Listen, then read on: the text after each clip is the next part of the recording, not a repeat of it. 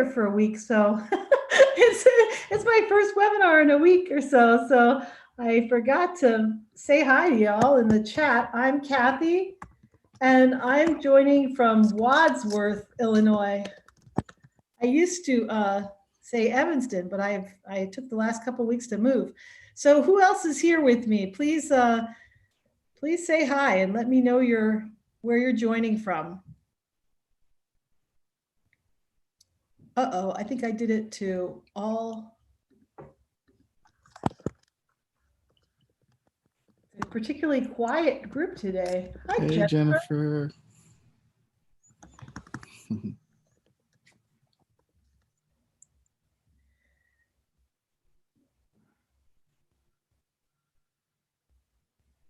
And as Andrew's saying, be sure to go to the drop-down menu and select the option All Panelists and Attendees. Hi, Tammy. Good to see you. Yes.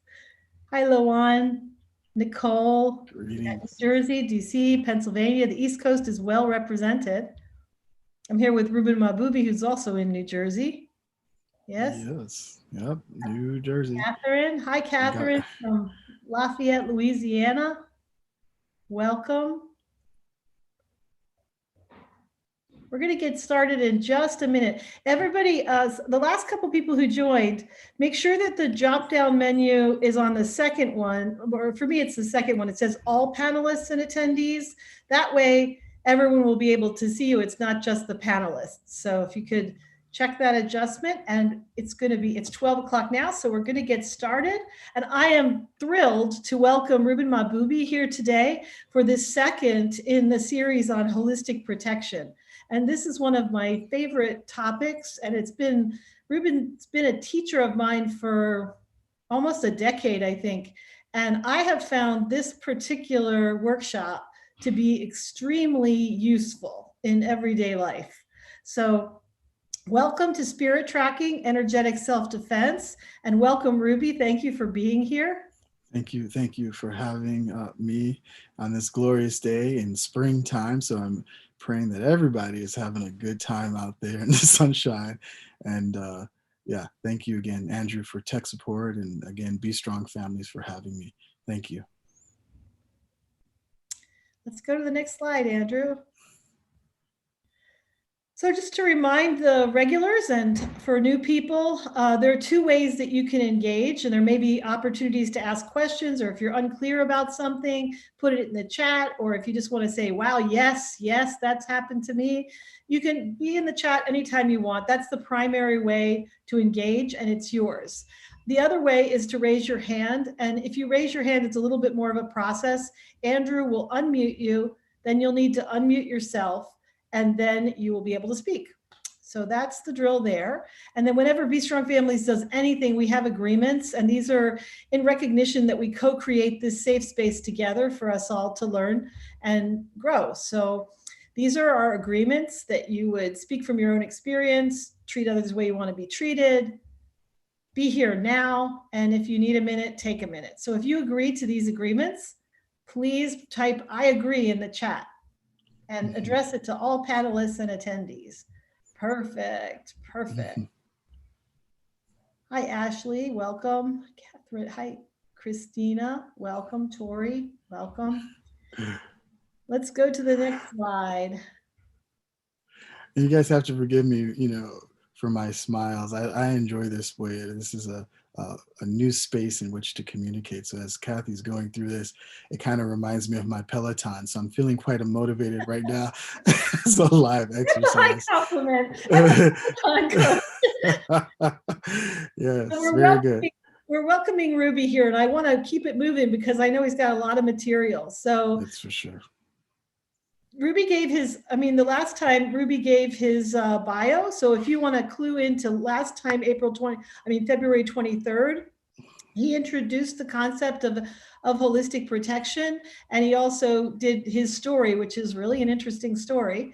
So if you were here at our last webinar with Rubee, if you would just fill out the poll, yes or no, just so we know who's in the audience. And today, as we said, is Spirit Tracking, Energetic Self-Defense. So while people are filling out the poll, Andrew, you want to go back to the last slide and so people can just get a little bit. Rubee, is there anything you want to say about your background now? No, it's black, as you can see. No, we laugh. I just am in a great space today, and so, no, it's just wonderful. It's pretty much all there. I've been wonderfully blessed with having a very amazing career as an executive and dignitary protection specialist. Basically, for those who don't know what that is, it's basically a more trained and more scienced approach to protection, safety, close personal contact protection, bodyguarding, if you would. Um, and so, yeah, and then, this has been a very great time in our history as far as this field is going. It's booming. Obviously, with so much going on in the world, everyone is feeling a sense of, anxiety or angst. And so the job of the executive protection is to deal with those risks and to get people trained in understanding what exactly their role is and what they can do in their daily lives to protect themselves and protect the ones that they love.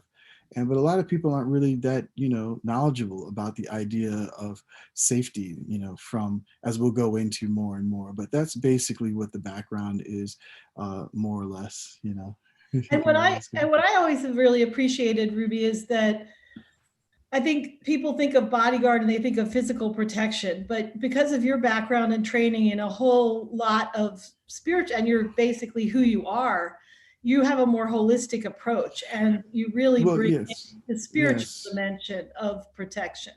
yes. Well, that was again understanding the differences in the reaction versus what we'll get into is the reaction and proaction that people must take in the field. As most people, a lot of people don't even know, but if there was a situation, especially with law enforcement, something were to happen to you, basically they would not be able to come unless something was physically happening in that moment. So they don't really deal with the actual proactive nature of security or safety. And so they are more reactive based. And so that being the case, we have to realize that there has to be a new way of doing things, especially when in my world, I deal with stalkers. I deal with a lot of different types of cases where there's a behavioral science element to it. And so that's what makes it such a different path at that point, because there has to be a deeper level of psychology. There has to be a deeper level of understanding, kind of more of a list human behavior at that point. And so from there, mixed with understanding that we all come from some kind of, maybe as a society, a religious or spiritual kind of background, which then culminates the idea of having more of a well-rounded or a whole, because that's where it kind of comes from, is the holistic basically means a whole being, taking the mind, the body, and the spirit into account. Nice. Thank you. So let's dive in, Andrew. Let's go to here.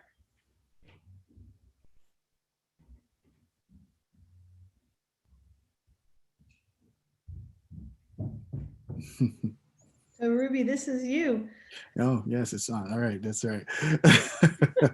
So no, so actually we left with religion, basically was kind of a thing. And I think people are very fascinating about it as religion, however that may be for you or anyone's practice.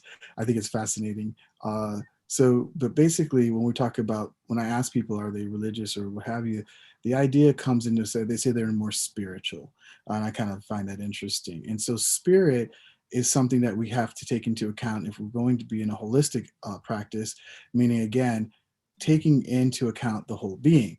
And so spirit, if we just take it from like definitions that we know from dictionary, what have you, spirit is inspiratus.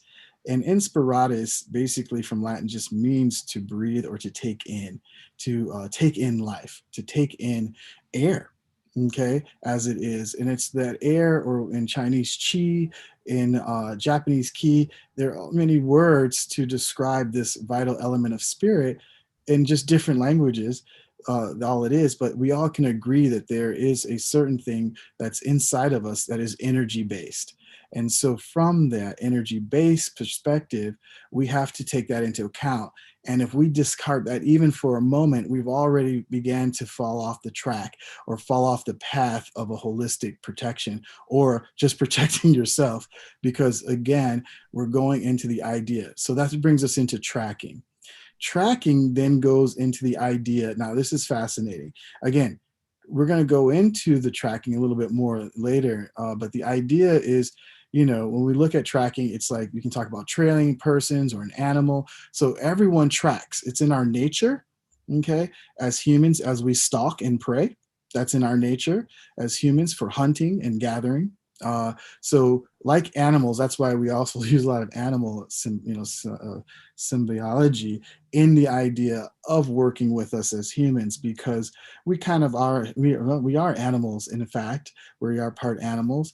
And so that being the case, we have to take into the account that we have animal-like tendencies, which is very important. So when we say tracking, we're just basically talking about signs.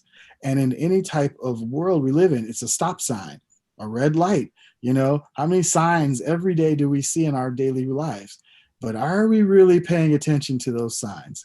And, go ahead. So is it kind of like, okay, I moved into a new place, and in my backyard, I noticed that there was a place where there were ashes on the ground, and there were beer cans, and there was a like barrel. And so I thought, okay, what was happening here? It was probably they had a fire of some sort and people were drinking. So is this a party spot? Is that the kind of thing you mean by tracking? Am I on the right track when I'm Yeah, that's the like, beginning of it. We all do it in our daily lives. We began to start risk assessments, analysis. We began to start looking at what is, instead of, if people have a difficulty with signs, because as soon as you start saying signs, some people might think it's a cult like behavior in the sense of esoteric nature, spirit, all that, things like this nature. And if people have a different, like when people say, look at the signs, and basically we were talking about, look at the stories, look at what the imprint is of what is left behind. And usually that tells the story of a thing. And so we pay close attention to those signs, that we have in our daily lives. And we don't, we go, ooh, that was a sign, we kind of have this kind of already mystic or spirit talk in our normal day-to-day lives, but we don't want to come off as being some kind of spiritual zealots, if you would, talking about these things, because then we start to feel uncomfortable because our society kind of makes us uncomfortable if we begin to start talking about signs, in fact, you know what I mean? And we start kind of navigating our lives by the signs, but we do it every day. We do it all the time, when we talk about tracking and signs and following our intuition, which we'll get into later in this talk. So yeah. So yeah, yes, but the signs, I was thinking like the signs could be as simple as, there seems to be a lot of traffic in that direction. I want to avoid it. Like that's a sign that there's traffic there, that there's something going on. Like a sign sure, sure. can be just a very like common occurrence, right? It doesn't have to be all visible. Right. And I would be me, when we get into our conversations, I often like try to bring into account, as we begin talking about metaphysics and things like that, that are play a big part in our safety and in our environment. I try not to avoid anything.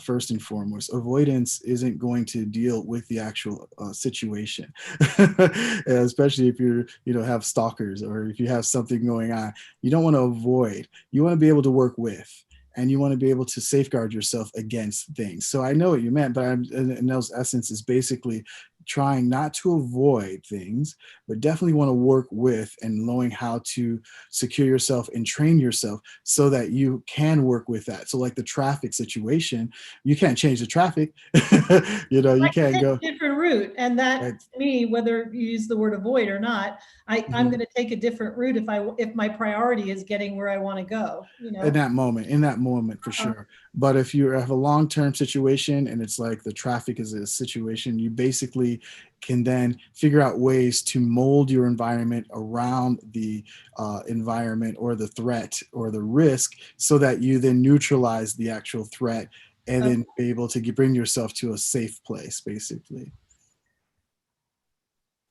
And so next up is self-defense. We did talk about, oh, We there we didn't go. talk about the proactive and physical and spiritual polarities. So Correct, correct. And so the ideas are that in self-defense, now we were going to think about, and there's a question there, and this is an actual open question, right, Kathy, that we're yeah, asking the group, is to basically, I'm curious too, is that what do you get? What do you think about when you hear self-defense? put it in the chat.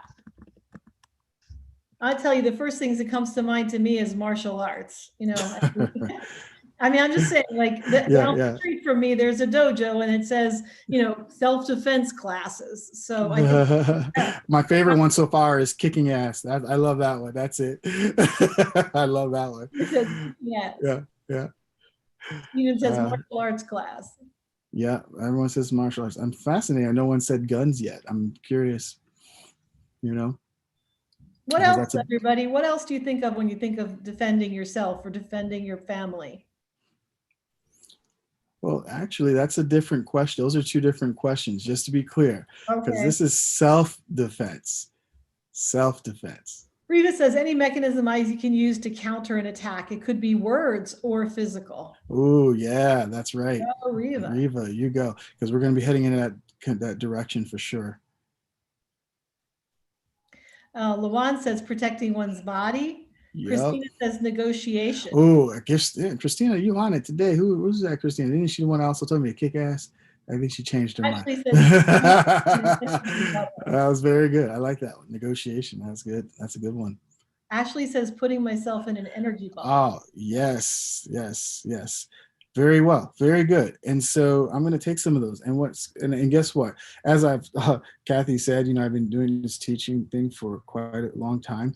And some of my first questions when it comes to metaphysics, and we won't get all into that today, but the idea is I'm going to ask you, what is the opposite of right? Most people will then go wrong, when actuality, the opposite of right is left. Okay. And so that is very important, because what we've been taught is that there's a wrong way to do things. And in fact, I don't subscribe to the wrong way of doing anything. It's the idea that when we talk about self-defense, we're talking about just getting out of that situation, right? Whatever situation that be, how to neutralize the threat and how to not be in that situation. Part of the whole mystical approach to this idea is that we always ask the next question is, how do you win a fight? Okay, how does one win a fight? And my answer is to not be there, to not be in one. Okay, so this is why we begin to start thinking about proactive versus reactive. Okay, the energy and the way in which we safeguard the self.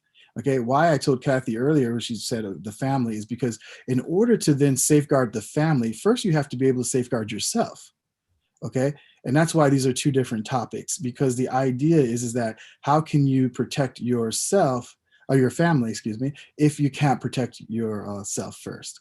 And we have definitely many examples of that, especially with airlines. And I always go back to that one when I do talks, because it's such a fascinating mindset you have to put yourself in as a parent and a child sitting next to you.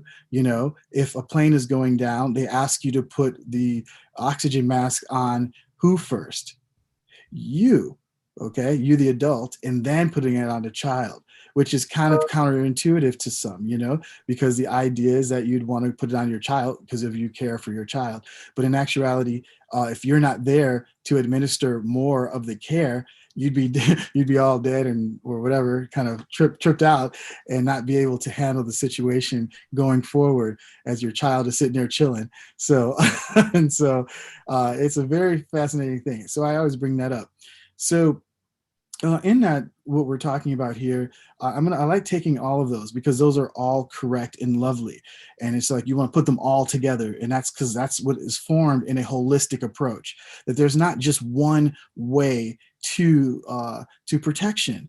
where there's a lot of people who have ego complex, right? A lot of men, so male dominated practice, which is safety, that's intrinsic in their so-called nature, which is this hunter-gatherer concept, which is totally a mythos, and that needs to change because it's like as our society's evolved, we have evolved, so we have to now take it into a bigger an understanding that it's every person's responsibility to have a practice and an understanding of self-defense and training and protecting the house as well as themselves.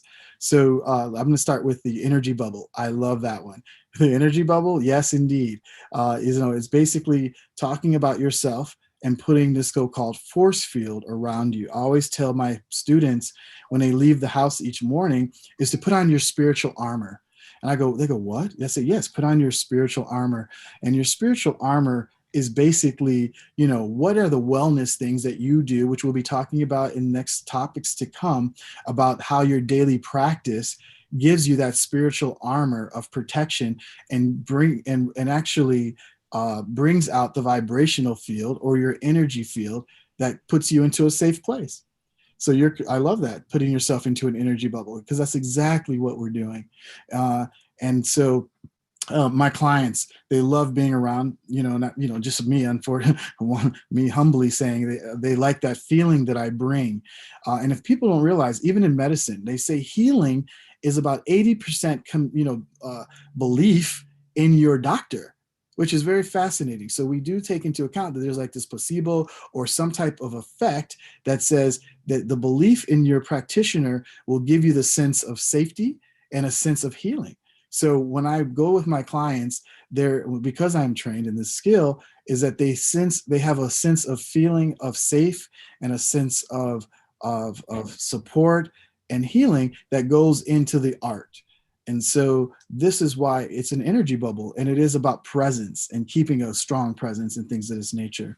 And yes, kicking ass is part of it. I'm joking, which it is. But the idea is that if you have to kick someone's ass, you have already lost in my field, and which is the sacred, this field of proaction, of basically holistic protection.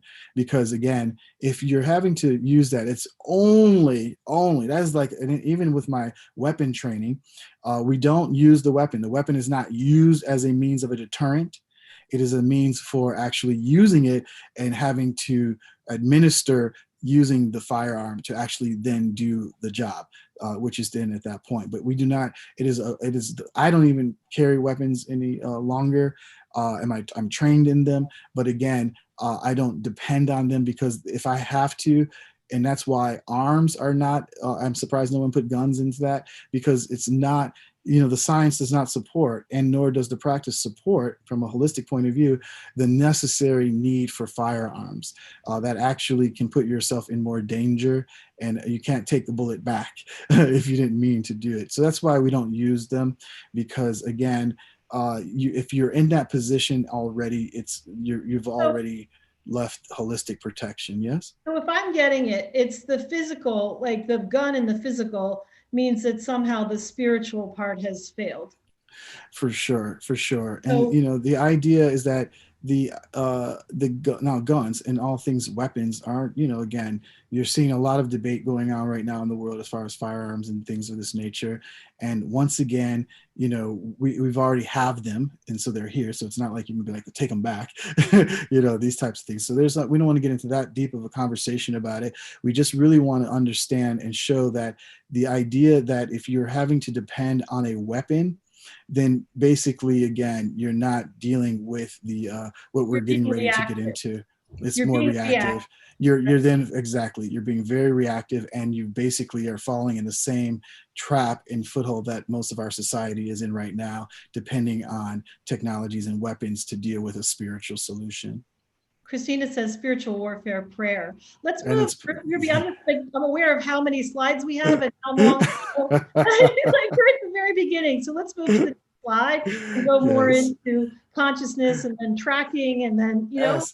You know, now I hear you right. And I love this, Christina. She's really great. It's because it's true. There is a power of prayer and it is a power of intention. And people really, again, are leaving that instead of actually, it's funny because we really are taking on, this is a spiritual revolution. My mythos, as you know, has been, and my kind of mantra has been that for every physical solution or physical problem, there is a spiritual solution.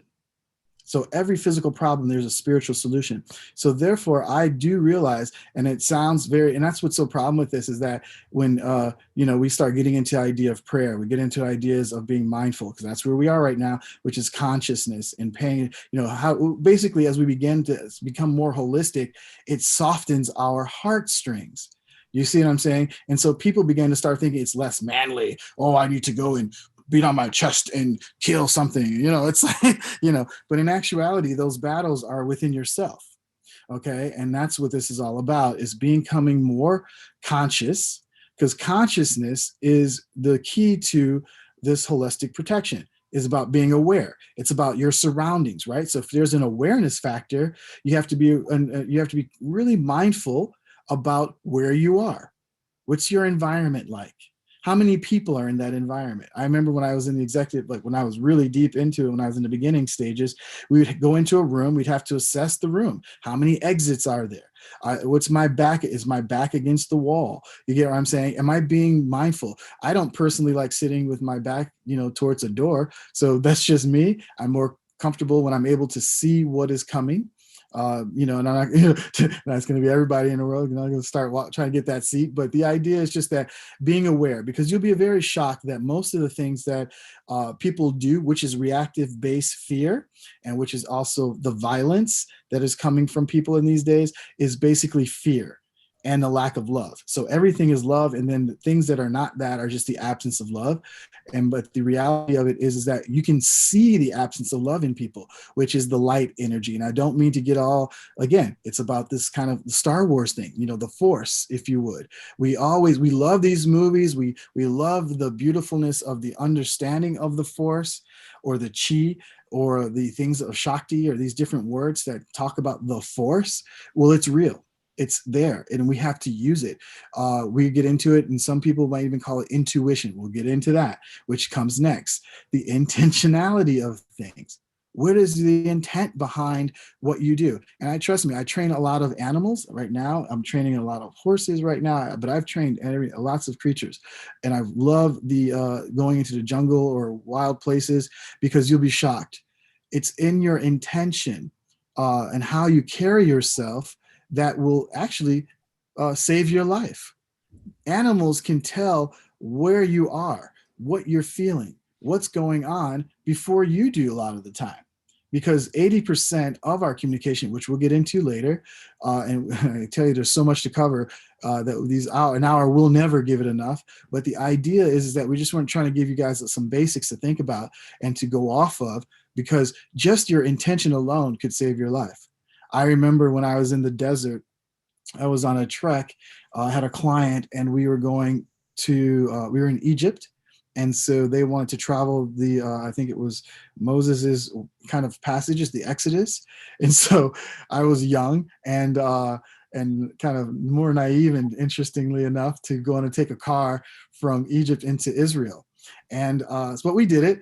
And I remember there was a part where we came up into, and I had to go back we were at a checkpoint. And at this checkpoint, they asked us to go back and get more bodyguards.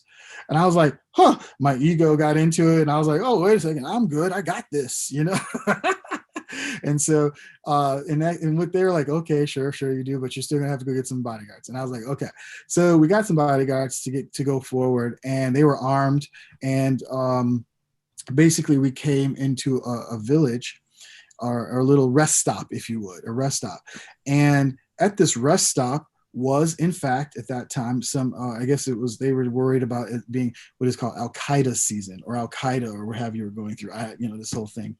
And so now at this point, I had no idea, right? Okay. And which was fine. But at the same time, they were making me mindful of what was there. Now, once that came into place, then my mind started to change because I had all types of stories now going with that. Oh my God, they're going to kill us. Oh my God, they're going to take, this whole thing of fear. And I go, it's not me. I'm not that guy. So indeed, we did come to this rest stop, and there, in fact, was Al Qaeda, and my bodyguards let me know. Okay. And then they talked to him and all this sort of stuff. And then I had my hair down and all these things, and they come over and we're just talking. And now, mind you, I was with a white Jewish woman and this whole thing. And my bodyguards go, do you want me to tell her? And I go, oh, no, no, no, don't. And they're like, what? And I go, no, don't tell her a thing. Because she might be like, where's Al Qaeda? I want to take a picture with him. I don't know. It's the whole thing. It's blown out of proportion. But I didn't let her know. And there was a reason why I didn't. Because then she behaved as nothing was wrong, went about her business. We went about our business, and they were very friendly, very kind, again, because it's our stories and our fears, right? And then my intention was just to, show them that we're good and show them the love and the peace that I had in my heart for them, and an understanding, etc. And everything was fine. So that was just a kind of a story, just again, to tell you about your intentionality and how important it is to basically make sure that your mindset is right and in a good place of heart, of love, energy. And that's some very serious stuff, because again, our society is selling fear.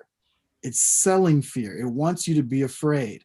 Okay. And that fear, and when they put that fear in you as a society, someone is going to profit off of that.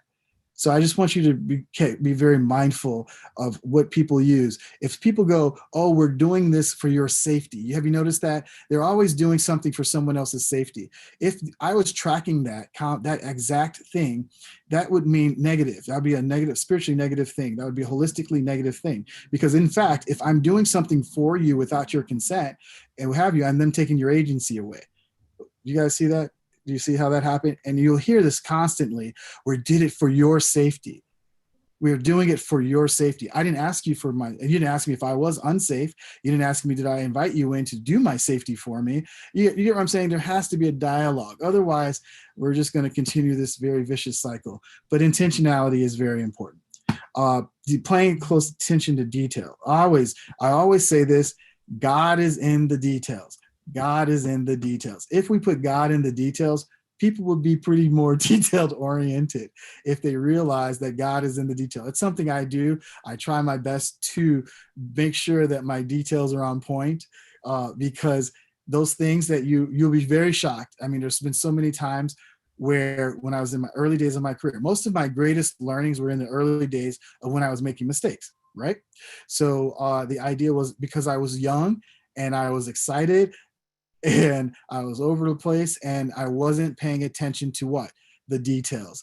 And if something in that missed, that's somebody's life that could be in danger. So detail and paying attention to detail is paramount, in our work. And it's no detail is too small. Okay. No detail is too small. Responding instead of reacting, we kind of covered that, which is the idea of being, most people, I hate to say it, are reacting. Their whole life is spent in reaction. Oof. Can you imagine that? It's basically, we call that what? Catabolic stress. Yeah. Is that constant idea that you are in a state of fight and flight a majority of the time of your day. Oof. I don't know how anyone can live like that. But instead, responding, basically, it's like we always say, you go to the islands, they say, don't fight life, man. You know what I'm saying? So it's the idea of not fighting life. Why are you fighting life? Instead of you working with life. Remember, how do you win a fight? Not being in one. So why am I at conflict with life? This is something deeper, something more to go into, but I just wanted you to know that most of us are living in a state of reaction majority of the time. As much, and you want to know how much time? It's as much time as you're actually resting and sleeping, which again, most people aren't getting enough rest, nor are they getting enough sleep. So I just wanted to kind of pull those two together. The physical and the spiritual realm. Okay, this is very important. Very, very important. A lot of people, and I keep saying a lot of people because I'm just saying a lot of people, but there's a lot of people out in the world who basically don't know the difference of the two. All right, they kind of conflate the two, meaning that there is a polarity. There is, when we talk, and people do it all the time, right? They speak in a spiritual way, but aren't really practical in the physical realm, Like, for instance, equality. If I use that word, where is equality? Where does equality live? So, give you a second. Some people would say in the physical realm. Very interesting. But then I know as a scientist that nothing is equal, okay, in the physical realm. So the idea is that spiritually we're all equal. Yes, indeed. So these are the two realms I'm trying to talk about a little bit, just giving you a little bit of kind of insight into that, how we began to start speaking spiritually, and then we began to go back in our physical mode. So we start going back with these polarities. I just want to show you that there's a difference in this protection realm and in this realm that we're speaking about, where we'll be speaking of spiritual concepts and how to apply them in the physical realm and vice versa. How does the physical realm affect your spiritual realm? That's a lot to cover, as you can imagine, in an hour. So we're going to go back to tracking. Andrew, can you please advance to the next slide? Wow, that was a lot. Okay, tracking. And why do we bring up Tom Brown? I went to this one training program. This is a funny story. It's more of a story thing than anything. I was trained by this man here. I went to one of his training camps because I thought it was fascinating. I'm a city kid. I grew up in the city. I like lights. You know what I'm saying? So when I grew up, I didn't have much forest education or survival kind of education. So I ended up becoming that by taking classes and studying and going out into the wilderness, going to what? Into my, challenging my lack of comfort and ease. Yeah. All right. In the city, and going into something that is difficult and challenging. And so this person here is one of the world's leading, basically trackers in the field of survival and different things. You can look him up. But he told me a story, and I want to share it with you all. And that is basically his program was, and oh my God, I can't give it away if you take this program. This is okay. But anyway, he talked to me about what is called a wide angle lens, and I kind of like that. Instead of looking for a track with just the eyes, you have to look at the totality. You have to look at a wider angle lens. Also meaning, if we're standing too close to the wall, how can we see the whole picture? Okay, so someone or something needs to pull us back from the wall in order to see a whole, again, holistic and a wider angle of things, because we're looking at things as very, kind of one dimension. And we have to begin to start thinking of safety as several dimensions. Okay. And so this is also part of the holistic training. So the idea is this story was very quick one. And it basically was, he would give us our money back if we could not graduate. And trust me, I'm a very tough student because I'm very difficult because I'm not the smartest person in the world. Right. So the idea is that he would give us our money back if I couldn't find a track. So he went with me because I was a troubled student, being from the city. And we went into the forest, and he says, oh, look, there it is. There's we'll say a boar track. Okay, cool. And he put a stick there. And then he goes, oh, look, there's another one. And I was like, well, he's finding all these tracks, but I can't see it. And he says, Ruben, by the time you graduate, I'm going to show you how you can track a mouse in the forest. And I go, no way. And I go, okay. And so I wanted that challenge because I wanted my money back because I knew for sure there was no way I'm going to learn how to track a mouse in the forest. So he says, get down, and he would call it dirt time. And he says, oh, there's one right there. And I couldn't see it. He says, it's right there. I said, I can't see it. And then he says, you need to get on your stomach, get down on the ground. And I was, first of all, city kid, and I like to stay a little clean. I was like, uh-oh. So I get on my stomach, and I began to see, but I don't see anything. He says, look, do you see it? My reactive brain was looking for a mouse track, right? And some footprints, something. What was going on? I could not see it. And he says, you need to use your wide angle lens and see the totality. He goes, you're looking for the reaction. You're looking for the actual tracks, aren't you? And I go, well, yeah, the footprints. I'm like, well, it's going to be very talenting to see that. He says, instead of looking for that, open up your mind, open up your wide angle lens, and see if you can see what is left behind. And I was like, And as I started to see that, it was like one of those movies. The portal opened up, and I can see not the footprints. I saw the trail that it made in the twigs and in the actual grass of things. And I found that to be some of the most fascinating kind of teachings, because that's exactly what holistic protection is about. don't go just looking for the obvious reactive thing. Okay. You know good and well, and I do, you know, if someone was in your home, you know it, you could feel it. There's a sense something was out of place that you've left before, you know, things of this nature. And it's like, my friends, I challenge you, and I tell you this with sincerity. Don't, you know, if do not question your intuition. Okay. You can challenge it. That's a difference. But the idea is when you begin to question it, you begin to start dulling your knife. Your intuition is like vitality to being able to protect yourself. Okay.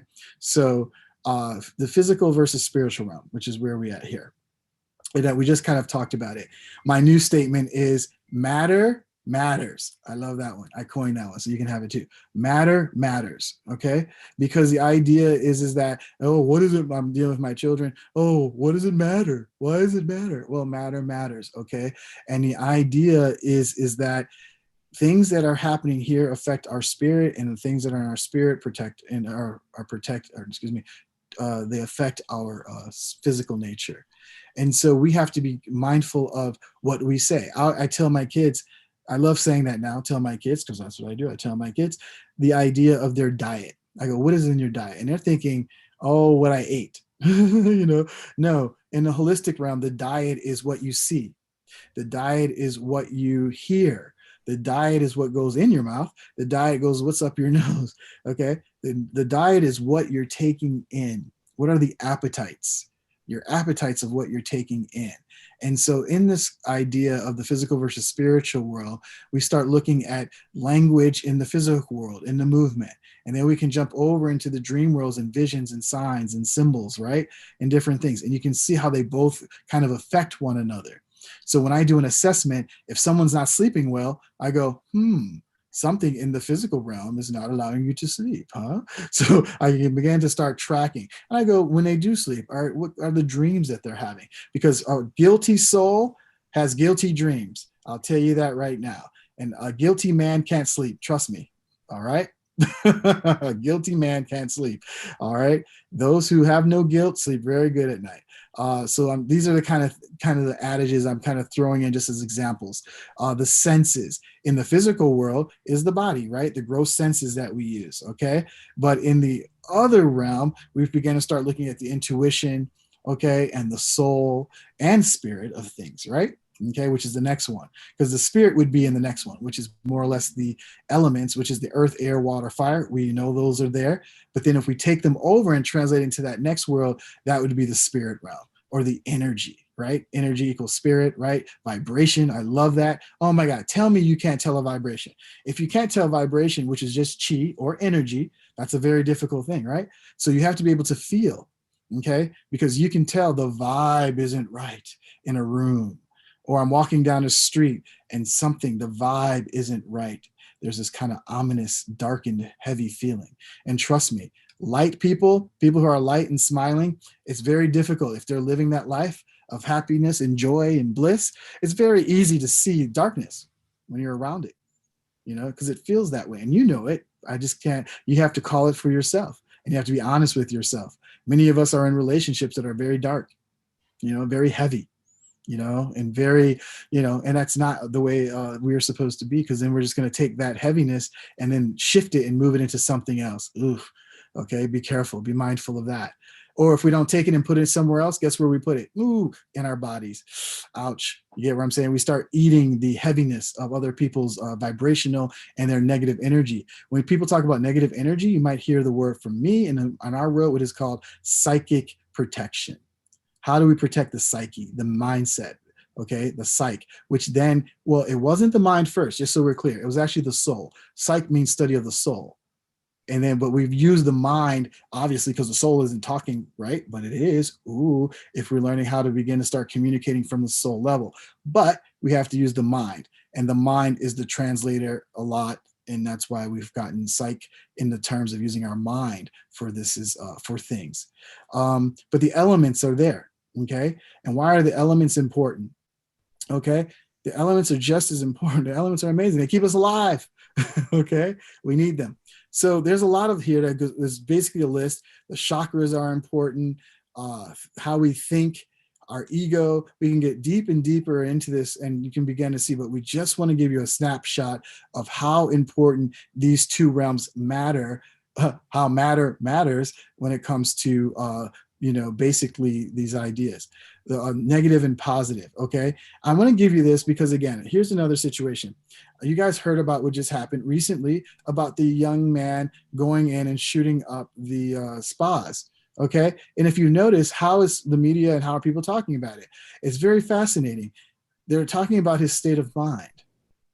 Okay, his state of mind. All right.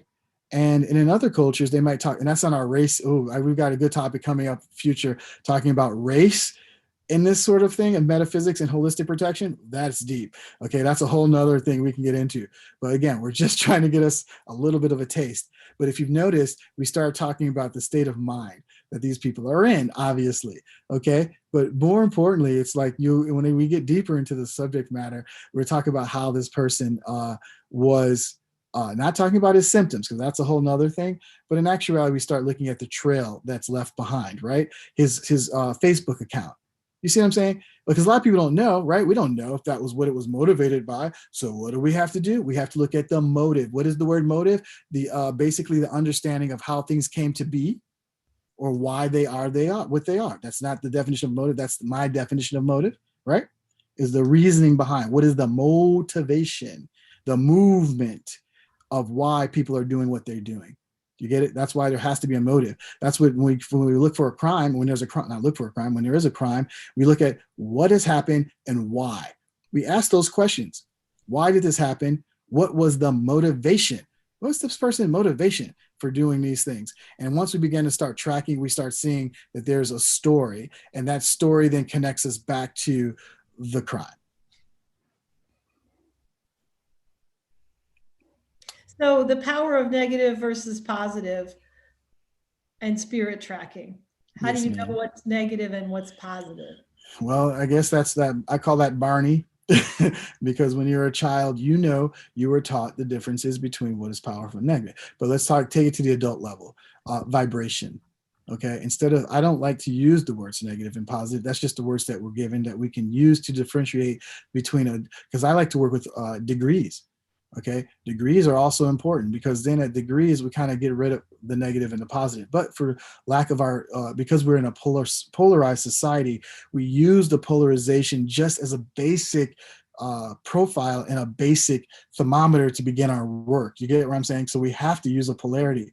And so if we go, so the idea is this: how do we know a thing is positive or negative? For me, I always say it puts a smile on my face. And I know it doesn't when I don't have a smile on my face. But again, it's a feeling. And we can then begin to start breaking those feelings down into the actual science with metaphysics. But we don't have time for that today. But one of the things we can look for, that's why Kathy's a genius, helping me keep on track. I love these, by the way. I'm getting good at this, because these will exactly that. Thank you, Kathy. Which is the title of this slide should say words. It shouldn't be about. It's okay. Yeah, it's fine. No, it's actually it's very on point, because I want to share with people. You ready for this? 80% of communication is nonverbal. So you are actually reading people from their body language more than their words. And we do it all the time, but we've been so trained, and it's such a natural state for us that we forget that that's how we make up can we go back? This is how we make up our basic kind of understandings to a thing. So one of the things I'm going to use here is the first one. I'll just use the first one. Or no, I'm going to give you guys one that will cook your noodle for the future so that you come back. I don't, when people say they're happy, okay? All right, I always tell them metaphysically be careful, because that's a proclamation, and proclamations are metaphysically negative, which would then, if they're making a proclamation, 9 times out of 10, it's a projection of what they want to do or want to become, but isn't really who they are. So you can begin to start looking at these things, and people begin to start telling on themselves. Okay. For instance, sorry, okay, is a metaphysically negative word. Sorry is not positive. Okay. versus excuse me, I apologize. These are the spiritual attributes to a word versus sorry being this idea that energy just took you way down. And that means you just put yourself beneath a person, which then makes you what? Susceptible to becoming a victim. Okay, so be careful of all these sorries, because at that point there are people preying on your sorry. That's kind of deep. Praying, get it? Praying. Okay, but not actually they're praying. They are actually indeed praying, like to basically take advantage of you because you are indeed sorry. Okay, assist versus help. I don't help anyone. Okay, nope. Help is metaphysically negative. Spiritually, I will support, I will assist, I will advise, I will counsel. I'll do many things, but I will not help you. Help is indeed a term that should only be used in extreme situations, meaning death. At this point, now here we go. And I'm going to give you this example. The example is if you fell overboard and you are drowning, okay, and you're calling for help, you're panicking, right? In my job as an executive protection specialist, if I decide to jump into that water with you, which I am advised against to do, what? Huh? What do you mean, Rubee? You're my bodyguard. You're not going to jump in the water with me? No. Because guess what happens if I jump in that water with you? You're going to kill me too with your panic. And in case, and this is what we got to do if we're in executive protection and that happens, guess what my first thing is to do when I get in that water? I'm going to take you out. I'm going to have to knock you out. Because then at that point, then can I actually assist you to get you to safety? But the first thing you to do is, if you notice, humans know this, isn't it? We're fascinating creatures. We're amazing species. That's why in most of those places, there is a buoy. You get where I say? They say, throw the damn buoy. Don't jump in with your ego, thinking you're going to be the Superman and save the situation. Use your tools first, okay? And then if nothing else is there, and of course you can jump in, but you must take out the your person who's going to take you out too and drown you both at the same time. That's always a funny one. I always like telling that one in the security thing. It's kind of funny, but you get my point. All right, very well. Oh, here's one: survival. Oh, I love this one. Oh, I love this one. How many people say they're surviving? Many of you. Okay. Negative. You're putting yourself, again, metaphysically spiritual, into mode of victim. Okay. Humans live, animals survive. So this is why we're in a position right now, because most of us are going around surviving. We're going around speaking from an animal place. So that means, what is it? It's a dog eat dog world. So that means you're going to eat another dog. You're going to eat another person. That's not going to taste so good. So the idea is, let us elevate our consciousness, elevate our being into of a living human being versus a surviving animal. We're not saying animals aren't spiritually beautiful and blessed. Please don't get offended. That's not what we're saying. We're just saying, don't take yourself to the lowest nature, which is in just animal. Yeah. So what helped me get this, Rubee, was understanding, like, it's almost like there are words that have strength to them and they have power to them, and they make you feel stronger and more powerful and more upright and more vitality and vital. Yeah. And then there are words that kind of sneakily, drain you and make you feel like you're not strong and you're not powerful and you can't do it. So help, or I'm so sorry, yeah. Versus I apologize, versus can I have some assistance, please? Versus, so, and it's also like what you've taught is that the strong words are also more, they have more longevity. They're more permanent. That's than, right.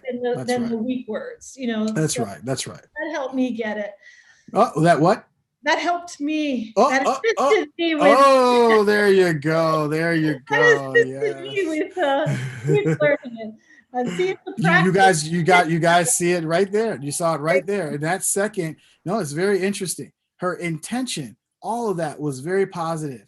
But in that quick moment of the holistic psychic protection that I am offering, that's what I had to do, is instead of saying it helped me, no, I don't help anyone. It's I assisted you. And that way you keep your power and I keep mine. Isn't that wonderful? Yes. Let's go to the next slide. Got like 5 minutes. I know. I want to do this all day. I can do this all week. All right, here we go. Tracking nonverbal body language. Okay, again, friends, do realize all of this takes a lot of training. I don't want anyone to sit there and think this is just the things that I look at, that tells me everything. And you guys can study it on YouTube. There's so many videos out there that talks about these nonverbal cues. We get them all the time. You use them every day. You use them with your children. You know when your children are lying. Oh, they're not very good at it either. But my goodness, their body starts doing things and their eyes start doing things. I'm going to give you one of my adages, which was from Mark Twain. Mark Twain says, tell the truth all the time so you don't have to remember anything. Now, I kind of like that one, of course, as we strive to be truthful in our day-to-day, but you'll be shocked at the things that the body does to trick you and to not even to trick you, but to mislead you. And not only that, to tell on you. Everyone thinks about their friends telling on them. No, you're telling on yourself. You get what I'm saying? I always say in my field, I say what we hide, people already know. And trust me, you're telling everybody your business with these simple things right here called your senses. And the senses will tell, oh my God, I don't like these senses. Boy, I tell you, I wish I'm thankful for them when I eat my pizza, okay, and everything else, because they'll get me in trouble, man, let me tell you. So these are the things we are to protect, okay? Obviously, we know touching. Keep your hands to yourself. So sorry, the kick-ass thing. The kick-ass thing was I liked it because it was just, let's just get it done with. But no, we don't want to put our hands on anyone, okay? We got to keep our touch. Right now, we're in an era of social distancing. How many of you are missing a hug right now? Very important stuff. So all these senses are very important. I don't make light of them, but I'm just letting you know they will lead you astray, okay? At the same time, they are tools, and they are tools in the physical realm to use to basically, it's very fascinating Zen stuff. You basically use them to not have to need them or use them again. Fascinating enough. But we end up having to use them so we don't have to need them, all right? Because we don't want to depend on them, because right now we've seen, for instance, we'll take sight, okay? Here's a good one. It was a black man. He was 6 feet tall, I mean, I don't know. I'm just making fun, but you get my point. My point is, they're even getting rid of eyewitness testimony. They rather go with the science now. Thank God. That's what I'm into. Give me the science of it, because I don't trust my sight for nothing. I got to wear these glasses for that reason. Our sight is faulty. Okay. So the idea is that we have to train our sight, but we have to be aware and we have to use these things because it is important. You'll be shocked. Okay. Now, this is really heavy stuff. Just like animals, because we are animals, right? We are indeed animals, right? Our smell, we use our smell and our olfactory to a high level, okay? We must use it. You'll be shocked. You can smell violence in the air. I used to work in a jail called Rikers Island in New York. I was serving a lot, and you can smell the anger. You can smell tension. You get what I'm saying? And you can't say what it actually smells like, but you know it when you smell it. It's like death. You can smell death when there's burning. I don't want to get too morbid, but if you've ever been around burning bodies or any of these things, everything has a very unique, distinct smell. And I'm telling you, when you hear people say animals can smell fear, is fear an actual smell? You tell that to an animal, huh? Okay, so yes, I'm gonna go with smell. There's a pheromone that is released in your body with the adrenaline and everything else that is going in fear that does release a chemical smell, or not chemical, but a fragrant, a fragrant that works together to create the smell. I'm not a scientist at that level, but you get my point. That yes, your body does release those pheromones into the air of fear. Okay, mind. Does mind trade? Oh, we don't need to go there. That's an obvious one. Boy, I never want to trust my mind. I'll tell you. The mind is a terrible master, right? Okay, can we go back to those senses real quick? I just want to make sure I hit them all. Hearing, you obviously know, you hear things and you think it's one thing, but it's an actual another thing.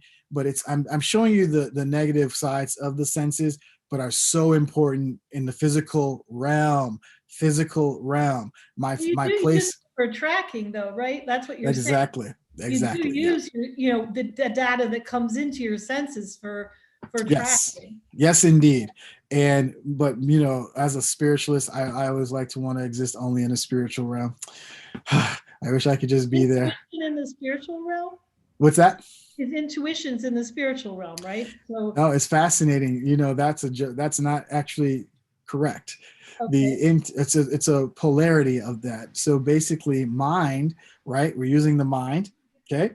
Intuition is to intuit a thing, meaning that the mind, and now this is where it gets fascinating, right? Because in the chakras, as we'll see, the intuition is right out of that body. It leaves the physical body and it starts to. It does create. It's that last chakra. It's the sixth chakra.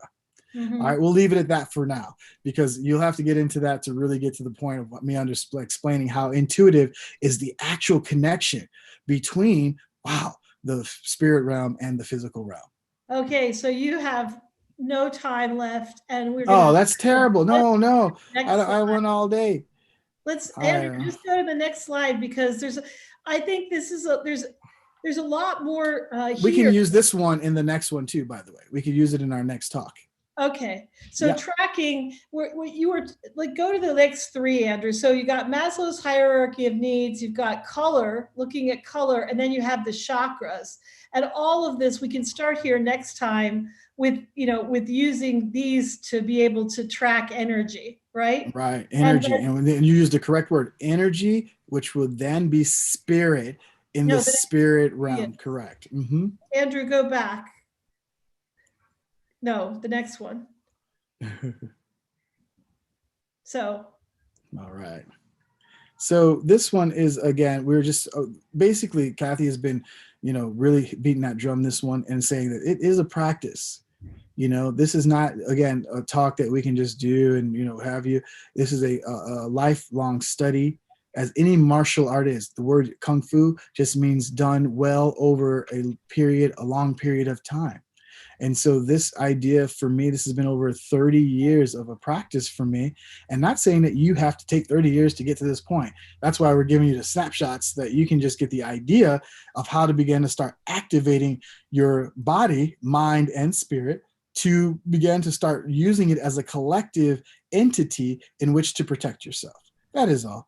I don't want you to think that you have to go into the mountains as I did, and going into the Himalayas and training the Dalai Lama's bodyguard staff and all that sort of stuff to be able to get to this point.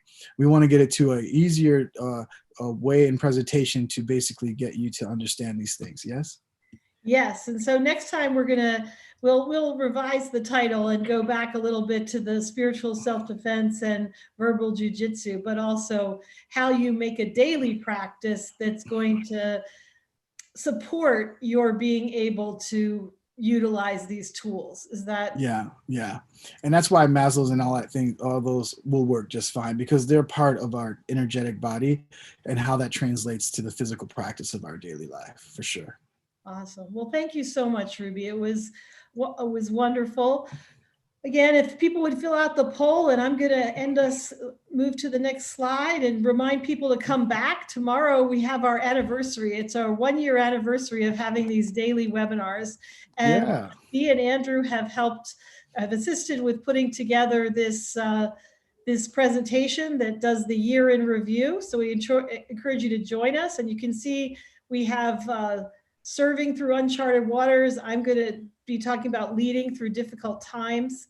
And then next week, we're going to practical tips for home management, and then also borrowing basics on Tuesday.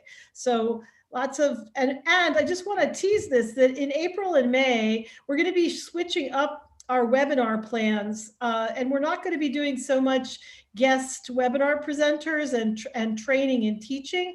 We're going to be more doing like a community boot camp or 8 weeks clearing out the clutter of the long winter and jumpstarting our holistic vitality. So boot camp's the wrong word, but it's really supporting each other in moving towards holistic vitality. And it's going to be called like living the vitality domains. And each week will be a different domain. The last 2 weeks on holistic vitality. So we encourage you to join us. You'll be seeing information in your email box about this, and we encourage you to be part of maximizing your vitality this spring. Don't forget to wear your mask. Support Be Strong Families. Get one from us. And thank you. If you know of anybody who you think should be hosting a webinar, contact us and we'll be back in June for that. So Rubee, thank you so much. Thanks again. Thank you everybody for being here. We'll see you next time. Take care. Bye-bye. Bye. Gonna get some thank yous.